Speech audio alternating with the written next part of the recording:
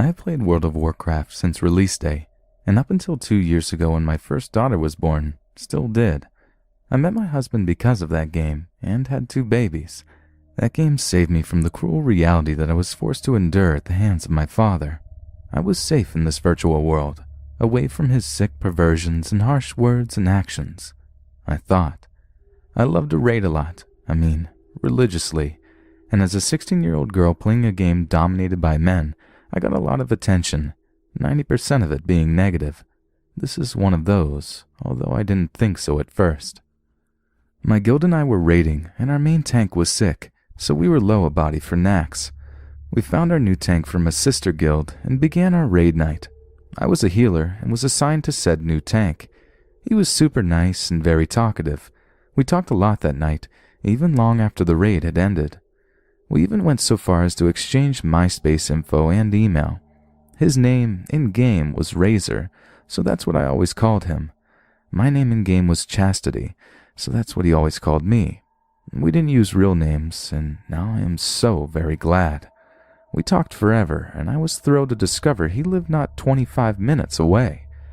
Now, seeing as I was a 16-year-old girl, I posted way too much information on my MySpace. Way too much. Keep that in mind. Razor and I talked for weeks and weeks, and he was so nice and even helped me through a tough breakup. We talked on the phone until the wee morning hours, and he listened to me cry and offered kind advice to a very lonely, very stupid teenage girl. Keep in mind he said he was 27 at the time. Looking back at this, I now realize how creepy it was becoming a lot earlier than I noticed it back then.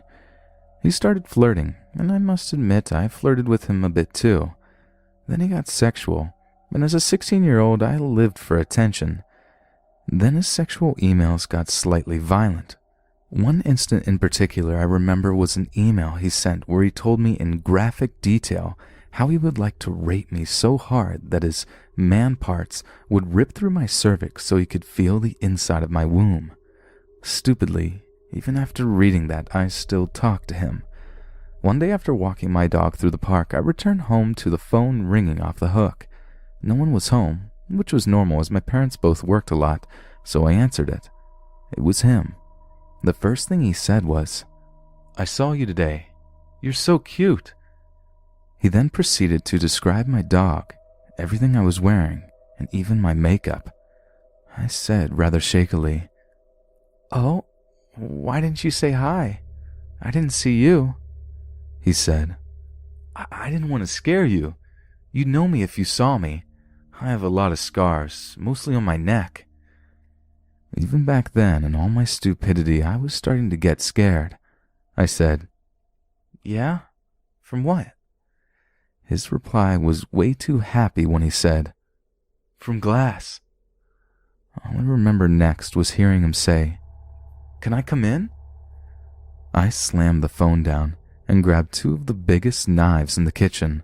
I grabbed my dog, 200-pound St. Bernard, and hauled her into my room. As I was barricading my door, I heard someone pounding on the front door. The pounding continued for what seemed like hours. Until it got dark, I jumped at every single noise I heard until my mom got home. I never answered any more of his phone calls or emails after that, though he sent tons and emailed me several hundred times a day. I am so glad I didn't open that door.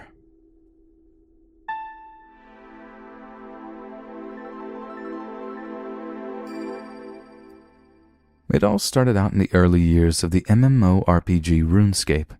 Now, if you don't know what RuneScape is, I suggest you search it up now. It was once the most popular MMO to hit the interwebs until WoW took over.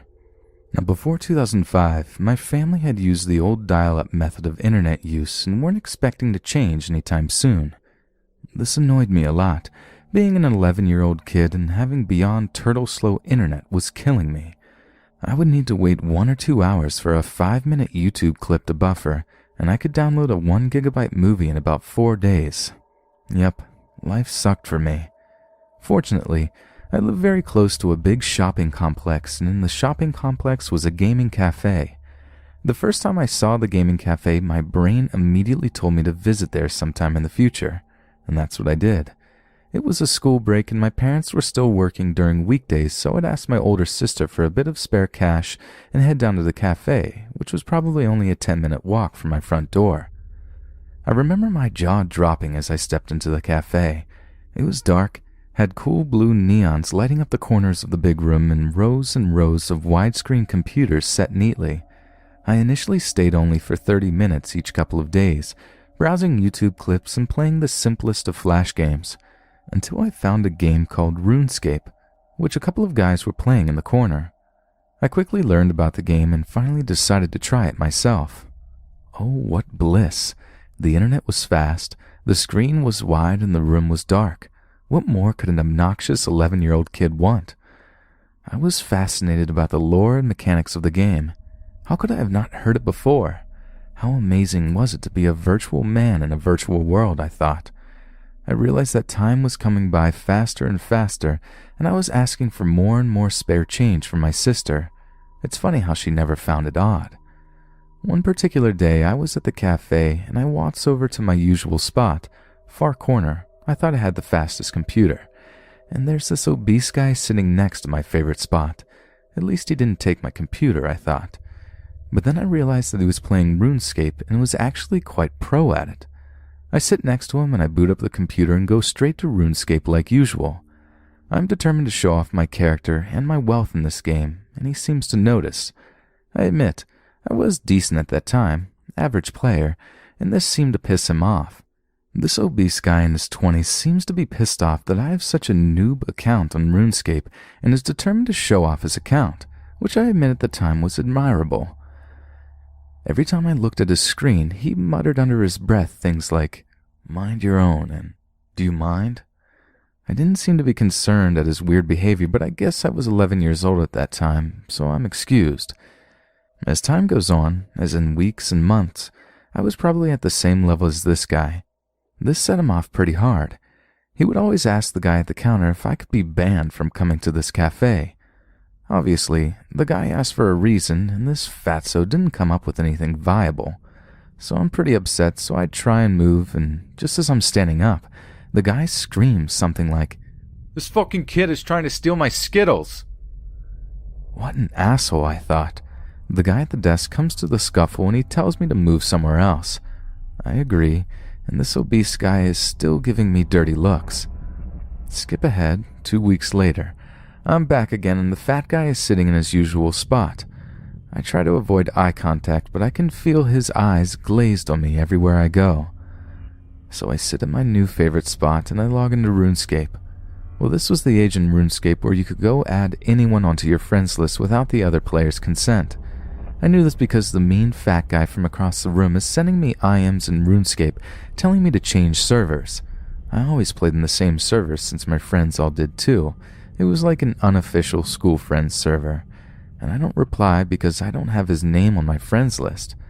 This goes on for ages, and I never stopped to think of how awkward it was for him to be cussing me out in a game from across the room. I would have reported him if he used bad language, but he never did, and I think he knew his limits, at least in the pixel world. Suddenly one day out of nowhere, this fat idiot asked me to go into the wilderness, kind of like a PvP part of the world, to help him kill something in-game. I'm not a dumbass, at least not in RuneScape. Now for you guys and gals who don't know about PvP in RuneScape, if you die to someone else, you lose all your stuff in your bag. So basically, this idiot thinks he can trick me into going into the wilderness with him, then lure me far enough to kill me and claim his title and pride. Well, all I can remember was that our in-game level differences were very little, and I spent my time in-game doing quests and grinding, while the fat man sat in-game doing irrelevant things, which explains why I had caught up within a few months of starting. Back to the cafe, I agree, and I can feel the tension between us. This idiot also tells me to wear my best armor and weapons, in case we die to zombies, he says. Prior to this, I tell one of my friends, Chris, to follow us at a distance, so I can get my revenge by jumping the fatso with the help of Chris, and ultimately get his stuff. The fat guy notices that a random guy, my friend, is following us and potentially ruining his scheme. He tells Chris to get lost in-game and tries to make me change servers so we can shake my friend off. Then I make up a brilliant plan. I'll tell the fat idiot to lure my friend Chris deep into the wildy so we can jump him instead. That's the complete opposite of what I had intended. Just to tell you folks, we are all private IMing in-game so neither can see what we type to other people. On with the plan. The fat guy agrees, but Chris and I know he'll end up killing me afterwards anyways. By the way, the fatso doesn't know I have a connection with Chris, so the idiot thinks that Chris is just a tag-along random. We finally reach the wilderness, and I remember we were kind of lost. I tell Chris to ask the mean guy if they want to jump me instead. Chris asks. Immediately, the fat guy agrees, and I can hear him laughing in the cafe. The idiot strikes me first, which means he will lose all items since he is the one starting the duel. I snicker and I tell Chris to jump him. We end up killing the guy, and I'm picking up his stuff when I notice the fat idiot out of the corner of my eye getting out of his seat to come and presumably eat me. I quickly log off, run under the tables and out of the cafe, prepaid cafe by the way, and I sprinted for my life. Skip ahead to 1 year later. Our house finally has broadband hooked up and my sister bought a nice laptop which she shared with me. I had not touched RuneScape for exactly 1 year, and I logged on to see what it was like. I had lost interest in RuneScape, and I'm just trying out some new features when I get a private IM from Fatty in the cafe. "You're lucky you didn't come back." I remember him saying this vividly. I didn't reply, and I tried to ignore him. "I wish I could kill you in real life," was the next thing he said. After I didn't reply, I immediately filed a report on him, and he was banned a week later. Information came through my email. I can't imagine what would have happened if I went back to that cafe.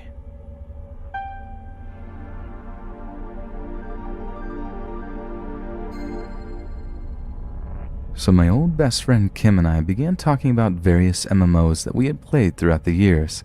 I ended up telling her that my favorite and most memorable one was Ultima Online, UO, which I began playing when I was about 8 years old. She proceeded to tell me that her favorite MMO favored UO as well, until something extremely disturbing had happened. So Kim's mom had met this woman online, and they began to get close. Her mom never divulged any personal details to the whereabouts of where she lived, other than her country. This story takes place in the late 90s, incredibly early 2000s, so being guarded with your information online was at its peak. As Kim told me, she was probably 8 or 9 at the time, and she would arrive home from school about 2 hours before her mother got home from work. On this particular day, Kim walked into her house and had to do a double take in the living room as there was a lady sitting on her couch.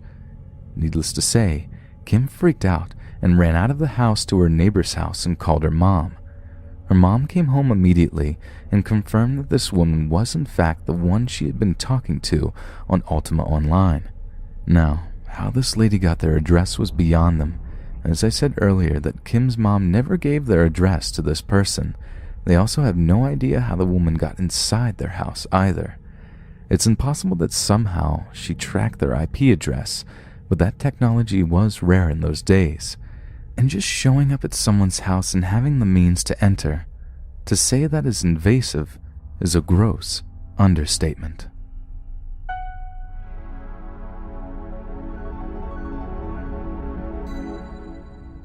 I am a 28-year-old male living in the Deep South. I am now a functional, medicated, and therapy-attending paranoid schizophrenic. However, I wasn't always this way, and this story comes from a time before I ever even knew what was wrong. It was about April 2007 when this happened. I had just come out of a painful divorce. She had taken all of my friends away from me in the process. I was, obviously, trying to reach out to anyone I could, but I had severe codependency issues that I didn't know how to address. I found myself wandering the games section of my local Walmart, as I am still a gamer at heart, and had to see what was available. Things were going all right, and I seemed to be in control of myself. Then he appeared. This poor, unsuspecting soul started talking to me about World of Warcraft, which I happened to play. I perked up at this point, thinking I could make a friend, a new friend that hadn't been taken from me. We made casual jokes and talked about the new expansion. I can't remember if it had just come out or if it was soon to come.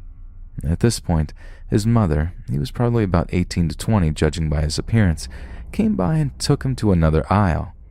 He didn't say goodbye, he just walked off, and like that, our conversation was through. Well, in my mind, we had made a connection. We had bonded. In my sick, twisted state, I thought he would appreciate if we hung out for a while. So I followed him. I made a point to casually stroll down the aisles that he happened to visit and strike up conversations with him about different things, jokes, I can't remember. I could tell he was getting creeped out by the third time I had done this. He started getting this deer-in-the-headlights look every time he saw me, and it was starting to become a horror story, though in my eyes, it was perfectly natural. At some point, however, his fight or flight must have kicked in, because when I appeared, as soon as I opened my mouth to speak, he screamed, "Leave me alone!" and stormed off, dragging his mother as quickly as he possibly could.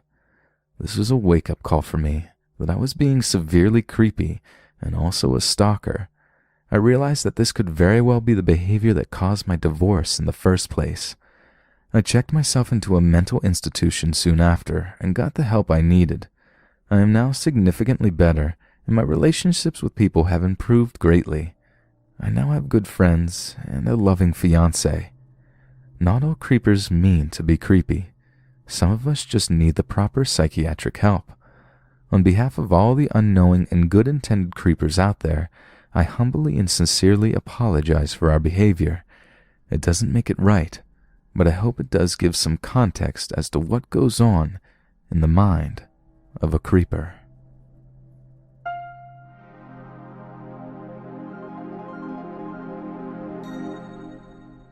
When I was about 10 years old, I started playing an online MMORPG known as RuneScape. I started playing during late 2006, and it was common for people to have an online boyfriend or girlfriend. As an incredibly immature 10-year-old girl, I got a boyfriend. He said he was also 10 years old, and I of course believed him. He told me that he also lived in Australia, although in another state to me, and that he went to school. I added him on MSN, and he would introduce me to his friends and family. His sister would come on and talk to me almost every day, telling me that he told her and his friends about how much he loved me, and they always used to talk about me at school. This went on for 2 years. It was then 2008, and I was 12 years old. All of a sudden, he changed. He had added most of my friends from school on MSN and began talking to them, asking them if they had fingered themselves, telling them all the nasty things he would do to them, and that he would come and find them and eventually kill them. I can't remember every little thing he said anymore, as it was over 8 years ago. But somehow, I had found out what his MySpace was, and I saw that he was actually 17 years old. This means that he had dated, I use that term loosely as it was not really dating, a 10-year-old girl online for 2 years, only to befriend her and then tell her that he would find her, rape her, and kill her. Being a little bit older, I started putting everything together. I realized that there was no sister and no friends, and they were all him. All characters that he had made to put together a story of a 10-year-old boy, and I fell for it. He also had a friend in-game that I played a lot with. They claimed to be a couple in their mid-30s and were a fireman and a doctor, and yet they were in-game almost 24/7. It didn't make sense. Upon finding out who I had actually been talking to, I immediately told my mum, and together with my dad, we printed out the MSN chat logs and took them straight to the police. The police didn't know what they were reading and couldn't do anything about it. I just blocked him on MSN and RuneScape and made sure that my friends did the same. I took a small break from RuneScape after that, but I came back in 2009. In 2010, I decided to unblock him and check to see if he was online. I went under the name of Pure Hibiscus, and there he was, online. Of course, I didn't know if it was actually him, as he may have sold his account, but being older, I thought that I could yell at him, ask him how he could do that to a 10-year-old girl for 2 years, but I chickened out. I kept him added for ages and eventually reblocked him. Sometimes I regret not talking to him.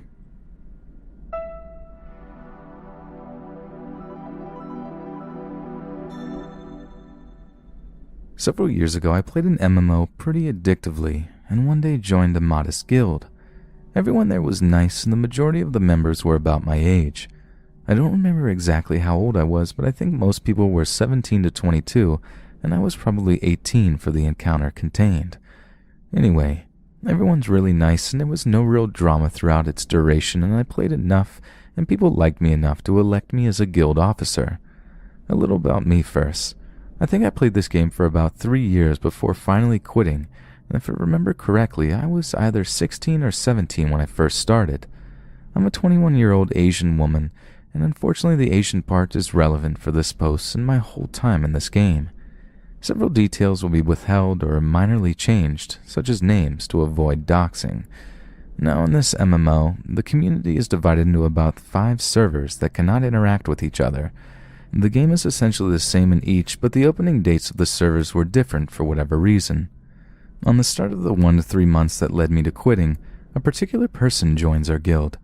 He apparently created a new character so he could join the server I'm in, which is apparently the Chill People server, from his server that was apparently overran with exploiters, abused bugs, hackers, etc. On the server he's from, he was a somewhat well-known and very high-leveled character, and judging by his game knowledge and control, he probably wasn't lying. So this guy joined the guild while I was an officer, and since he was new to the server and guild, I got to know him a little. Since he wanted to start fitting in, the guild leader encourages him to talk to me, so he will eventually fit in, so I get to know him a bit.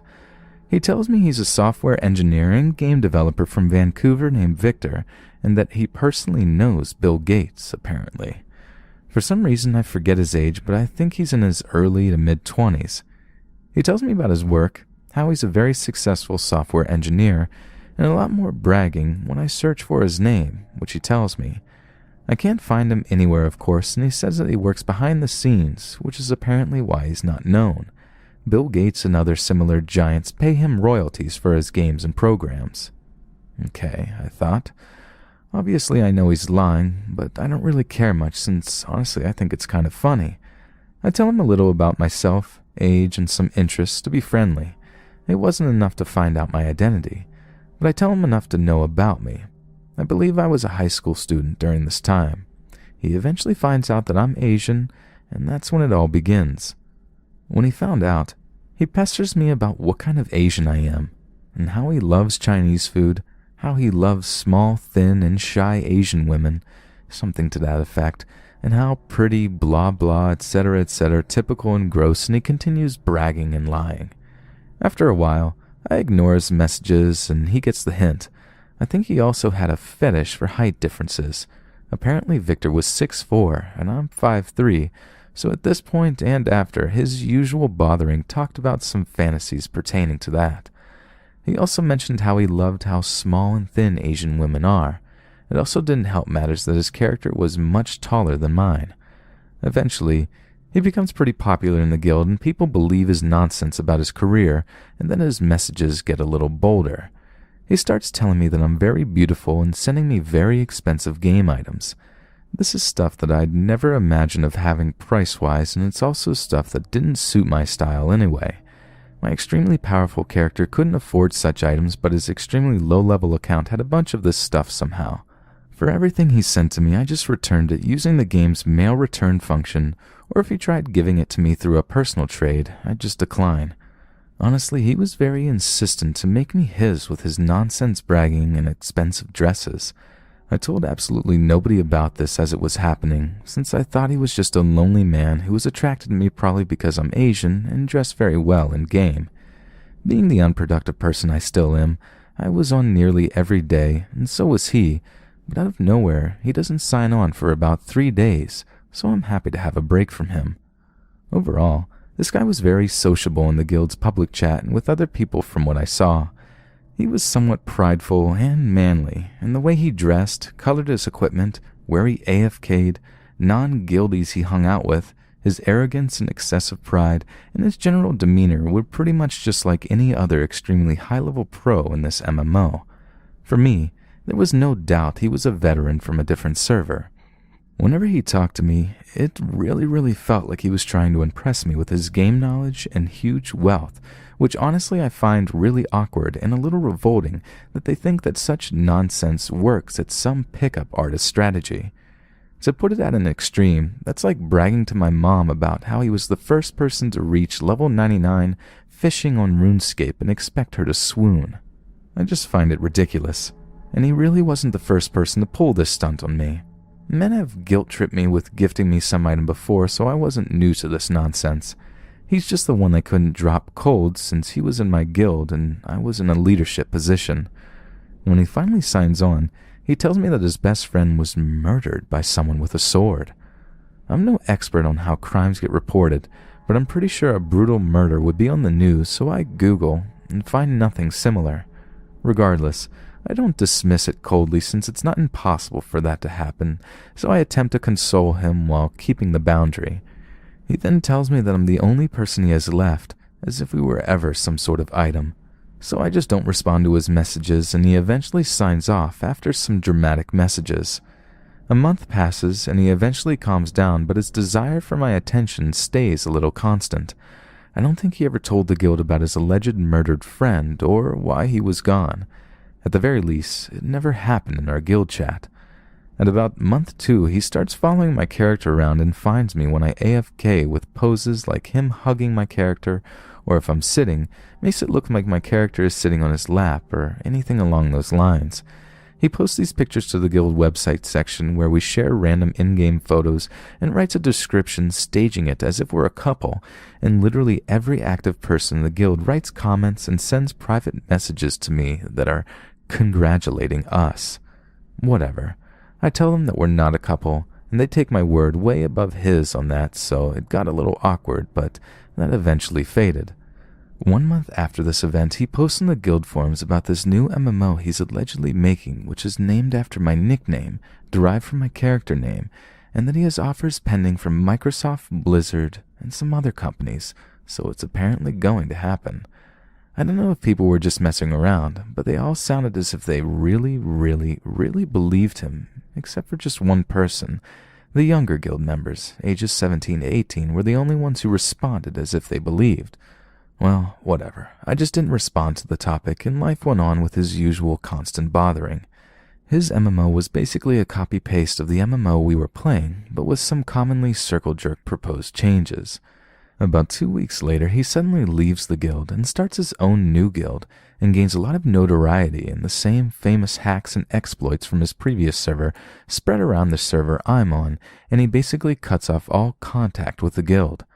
I ask him why he left in the first place, but he just says that it's all my fault because I'm a heartless bitch, and that I could have had it all if I simply became his girlfriend, and then he removes me from his friends list.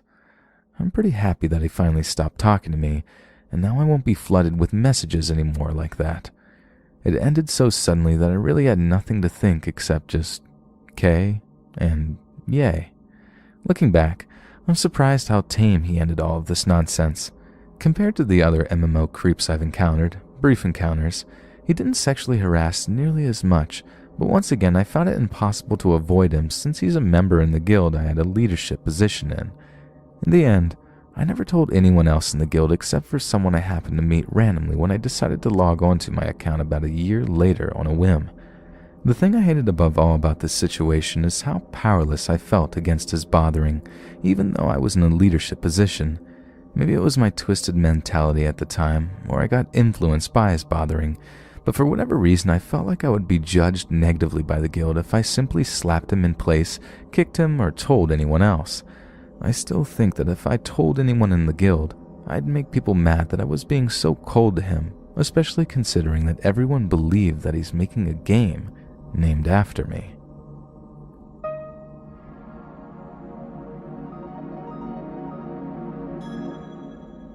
I had a friend who I thought of as a brother, a friend I could talk to, and a friend I told my deepest secrets. I met him at my school, or more specifically a sports day. I called him Joshua. It was the last day of school before the holidays. We hung around with a bunch of others, had some laughs, enjoyed ourselves, and after we exchanged our Facebook names. Pretty normal stuff.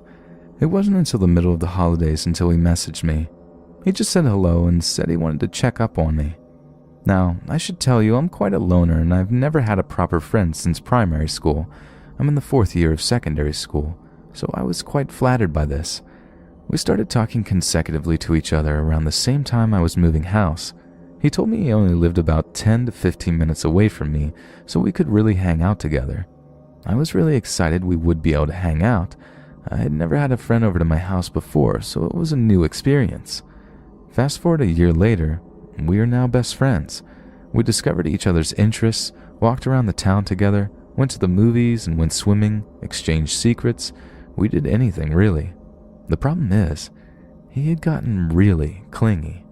I knew he wanted to get with me, but at this time I had a boyfriend, Charlie, and he knew this, so I was pretty annoyed. He insisted that Charlie couldn't treat me right or that he didn't really love me and that Charlie would talk shit behind my back.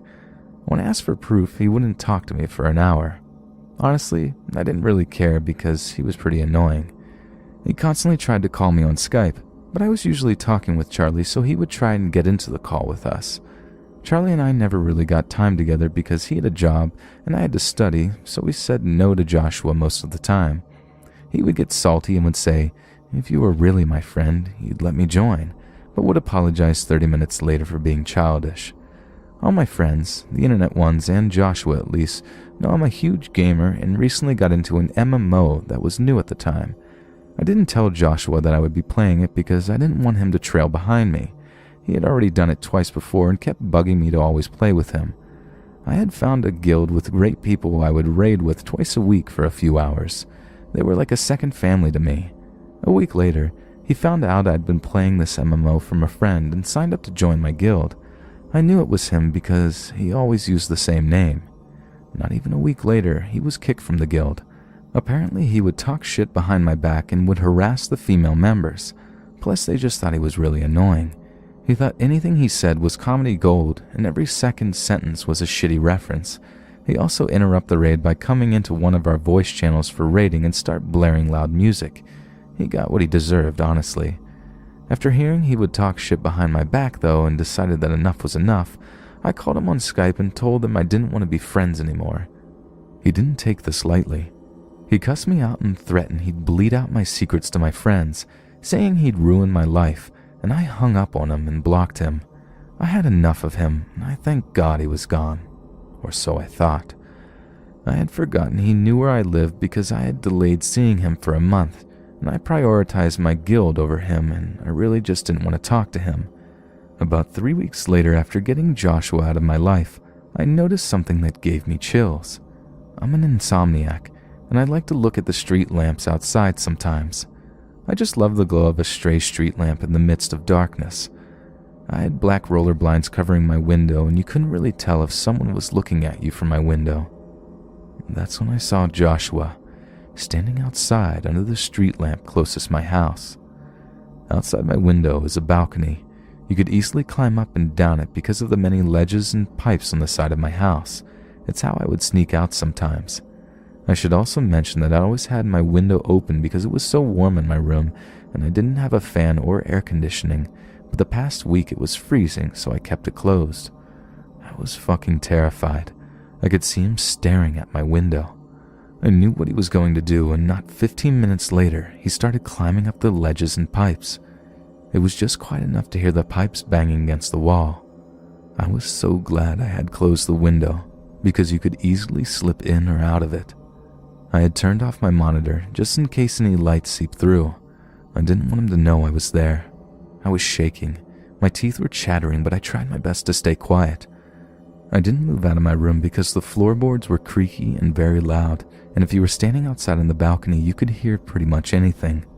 I couldn't scream for help because my mom had left to go out drinking and my little sister was staying at my grandparents'. I heard the creak of the balcony. It was only a window separating me and Joshua. It became a waiting game, and it felt like minutes became hours. I heard him trying to open the window, but there was no real way you could open it unless you were inside. I think it was 5 a.m. now. I heard my mom's car pull into the driveway, and I was extremely relieved. She began shouting at Joshua, and I could hear him jump back onto the pipes. My mom got inside and rushed up to my room, giving me a big hug and being glad that I was okay. We called the police, but they said they couldn't do anything unless he actually assaulted me. It's been a year and a half now, and I still hadn't seen or heard about him. He had just up and disappeared, but maybe that's for the best.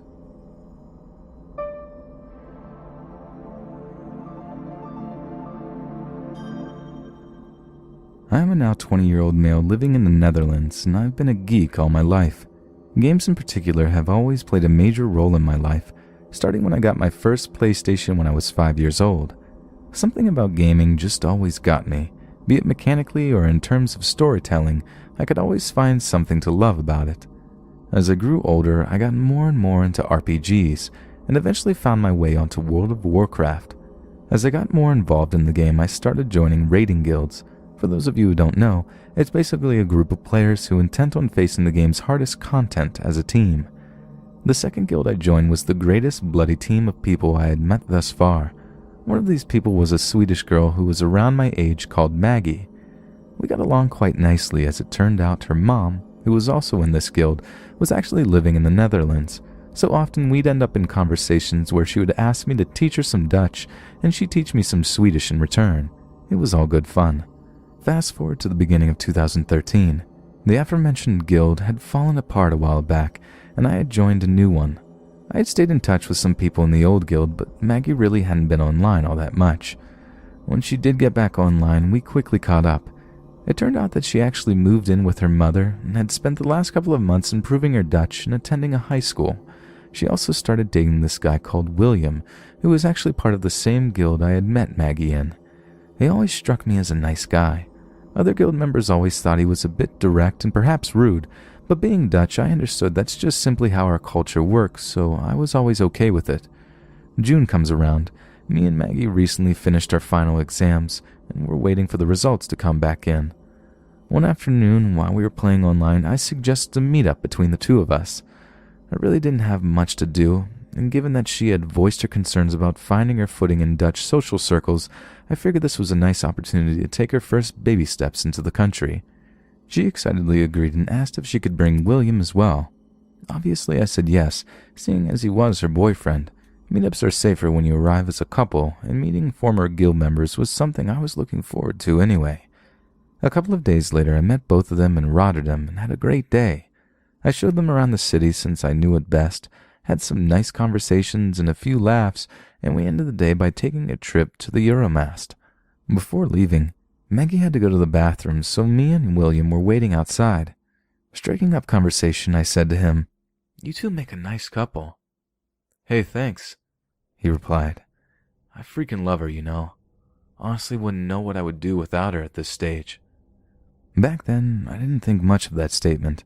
It's just a thing people say when they are in love, so kudos to him, right? Maggie got out of the restroom, we said our goodbyes, and we parted ways. A few weeks later, we got our exam scores back. I had passed high school with flying colors, but Maggie wasn't so lucky. She had failed most of her exams. She told me she was going to be studying for the rest of summer in order to properly prepare for her rerun of the last year of high school. I told her that if she needed any help, that I was willing to see what I could do, even when I was going to college. She was very thankful and assured me that she'd let me know if she needed any help. Fast forward again to September. After our last conversation, Maggie had practically disappeared off the internet. She hadn't logged into World of Warcraft, she was never on Skype, and wasn't even online on Facebook anymore. I had asked William in mid-August how she was doing, and he assured me she was fine, so I thought nothing of it. I even admired her focus on her education. However, during my second week in college, all of that changed. I got into the metro and picked up a free newspaper in the seat next to me to pass the time. I vividly remember turning to the 4th page to read a headline saying, "Swedish woman 19 from city, stabbed in own backyard." It took me a few seconds to even realize that she lived in that city now, and that she was 19. Even though the article didn't mention a name, I grew very concerned.